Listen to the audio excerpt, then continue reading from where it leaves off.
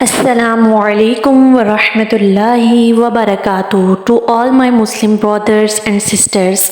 امید کرتی ہوں آپ سب ایمان اور صحت کی بہترین حالت میں ہوں گے اور بہت اچھے سے تجوید رولز سیکھ رہے ہوں گے. آج میں آپ لوگوں کے ساتھ ایک نیو ویڈیو لے کر آئی ہوں جس میں ہم کنٹینیو کریں گے نون ساکن اور تنوین کے قواعد کو. لاسٹ ویڈیو میں ہم نے نون ساکن اور تنوین کے فرسٹ 2 قواعد سیکھے تھے اور آج ہم لاسٹ 2 قواعد کو فردر ڈسکس کریں گے انشاءاللہ.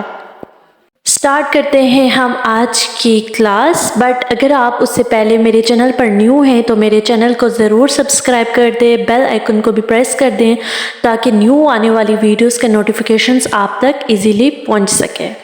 So let's start our class.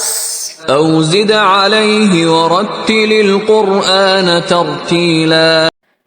جس طرح لاسٹ کلاس میں ہم نے جانا تھا نون ساکن اور تنوین کو.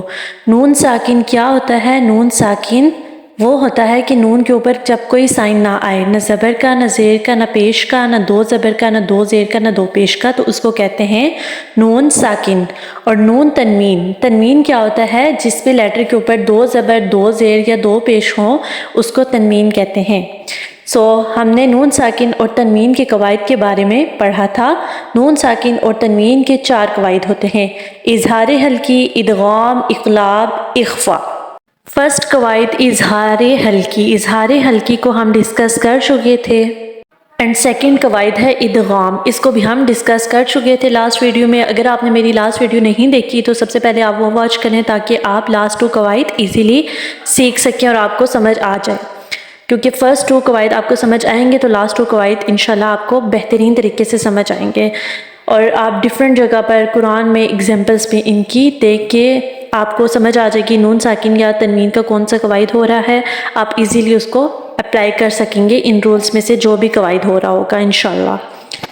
آج ہم ڈسکس کریں گے نون ساکن اور تنوین کے 3rd قواعد اقلاب کو. اقلاب کیا ہوتا ہے؟ نون ساکن یا تنوین کے بعد اگر با آ جائے تو نون ساکن اور تنوین کو میم سے بدل کر غنے کے ساتھ ہم پڑھیں گے. اب نون کی آواز نہیں آئے گی، نون کو ہم میم سے بدل دیں گے، ٹھیک ہے؟ علامات کے طور پر وہاں پر اوپر چھوٹا سا میم بھی ڈلا ہوگا جس سے ہم پہچان جائیں گے کہ یہاں پر اقلاب ہو رہا ہے. نون کے اوپر اسمال میم ڈلا ہوا ہوگا. اب ہم ان کے ایگزامپلس دیکھتے ہیں. پہلے نون ساکن کے ساتھ دیکھیں گے اینڈ دین تنوین کے ساتھ دیکھیں گے تاکہ ہمیں بہت زیادہ اچھے طریقے سے کلیئر ہو جائے اقلاب کی پہچان کرنا. نون ساکن کے بعد میم بعدی، نون کے اوپر اسمال میم ہے اور دین با آ رہا ہے. نون ساکن کے بعد با آ رہا ہے تو ہم نے نون نہیں پڑھنا، ہم نے میم کو میم کے ساتھ جوائن کرنا ہے اینڈ دین پڑھنا ہے میم بعدی. اسی طرح اس کے ساتھ سیکنڈ ایگزامپل بھی لکھی ہوئی ہے. نون کے اوپر اسمال میم اینڈ دین با آ رہا ہے، نون ساکن کے بعد با. مم باخیلا. اسی طرح نیچے ایگزامپل آ رہی ہے، نون کے اوپر اسمال میم ہے اینڈ دین با آ رہا ہے، نون ساکن کے بعد با. بیونی. دین ہمارے پاس ایگزامپل ہے بِذَنبِهِمْ. اس طرح ہم نے ٹائم دے کے غنے کے ساتھ پڑھنا ہے. اور یہ ہمارے پاس ایگزامپلس تھی نون ساکن کے بعد جب با آ جائے تو ہم نے نون کی آواز کو کس طرح میم سے بدل کر غنہ کرنا ہے. اب ہم تنوین کے ساتھ دیکھتے ہیں. اب تنوین کیا ہوتا ہے؟ 2 زبر، 2 زیر، 2 پیش. میم کے نیچے 2 زیر آ رہی ہیں اور اس کے اوپر اسمال میم بھی ڈلا ہوا ہے. اس کی پہچان ہے کہ اقلاب ہو رہا ہے یہاں پر، ٹھیک ہے؟ اسمال میم سے ہی پتہ چل جاتا ہے کہ یہاں پر اقلاب ہو رہا ہے. اور اس کے بعد ساتھ با آ رہا ہے، مطلب تنوین کے بعد با آ رہا ہے تو یہاں پر اقلاب ہو رہا ہے. کس طرح پڑھیں گے؟ کِرَامٍ بَرَرَةٍ. نیکسٹ ایگزامپل ہے ہمارے پاس عین کے اوپر 2 پیش آ رہی ہیں اینڈ دین با آ رہا ہے. تنوین کے بعد با آ رہا ہے تو اقلاب ہو رہا ہے. سمیع بصیر. اگر ہم آیت یہاں پر اینڈ کریں تو بصیر پڑھیں گے. نیکسٹ ایگزامپل ہے ہمارے پاس لام کے اوپر 2 پیش آ رہی ہیں، تنوین کے بعد با آ رہا ہے تو ہم نے یہاں پر نون کی آواز کو میم سے بدل دینا ہے. حلم بہذا. نیکسٹ ایگزامپل ہے ہمارے پاس دال کے اوپر دو زبر آ رہی ہے اینڈ دین اس کے اوپر میم بھی اسمال ڈلا ہوا ہے، جس سے پتہ چل رہا ہے یہاں پر اقلاب ہو رہا ہے. تنوین کے بعد با آ رہا ہے. آمدم بعیدن. ٹھیک ہے، سو یہ ہمارے پاس ایگزامپلس تھی اقلاب کی. سو اقلاب کی پہچان یہی ہے کہ نون ساکن کے اوپر چھوٹا سا میم ڈلا ہوا ہوگا جہاں پر تو ہم نے سمجھ جانا ہے وہاں پر اقلاب ہو رہا ہے، یا پھر تنوین کے اوپر اسمال میم ڈلا ہوا ہوگا اس کے بعد با آ رہا ہوگا تو ہمیں پتہ ہو جانا چاہیے کہ وہاں پر اقلاب ہوگا. نیکسٹ ہمارے پاس نون ساکن اور تنوین کا لاسٹ قواعد ہے. اس کو کہتے ہیں اخفاء حقیقی. اخفاء حقیقی کی پہچان کیا ہے؟ نون ساکن یا تنوین کے بعد ان 15 حروف میں سے کوئی حروف آ جائے تو وہاں ہم نرم غنّے کے ساتھ پڑھیں گے. اس کو اخفاء حقیقی کہتے ہیں.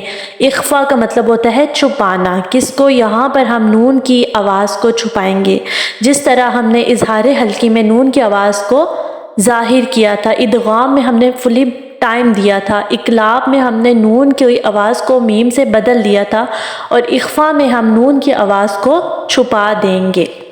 آسان پہچان اخفاء کی یہ ہے کہ اظہار حلقی کے جتنے لیٹرز ہیں، ادغام کے جتنے لیٹرز ہیں، اور اقلاب کا لیٹر جو با ہے اور الف کو چھوڑ کر باقی جتنے لیٹرز رہ گئے ہیں وہ سارے اخفاء میں جائیں گے. نون ساکن یا تنوین کے بعد جتنے وہ لیٹرز رہ گئے ہیں ان میں سے کوئی بھی لیٹر آ جائے گا تو ہم وہاں پر اخفاء حقیقی کریں گے.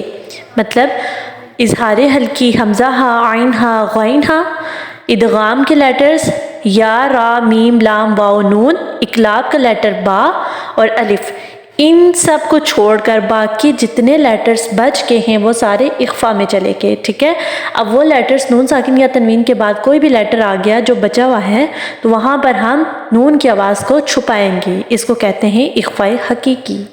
اب وہ 15 لیٹرز کون کون سے ہیں؟ وہ ہیں تا، سا، جیم، دال، زال، زا، سین، شین، صاد، ضاد، طا، ظا، فا، قاف اینڈ کاف. باقی جتنے لیٹرز ہیں وہ سارے دوسرے رولز میں ہو گئے ہیں ڈیوائڈ. اب ہم ان کی ایگزامپل دیکھیں گے ون بائی ون. دیکھیں، نون ساکن کے بعد زا آ رہا ہے. اب یہاں پر ہم اخفاء حقیقی کریں گے، نون کی آواز کو چھپائیں گے. اب ہم اس کو انزلنا نہیں پڑھیں گے، وہ غلط ہو جائے گا. ہماری آواز کیسے ہوگی؟ انزلنا.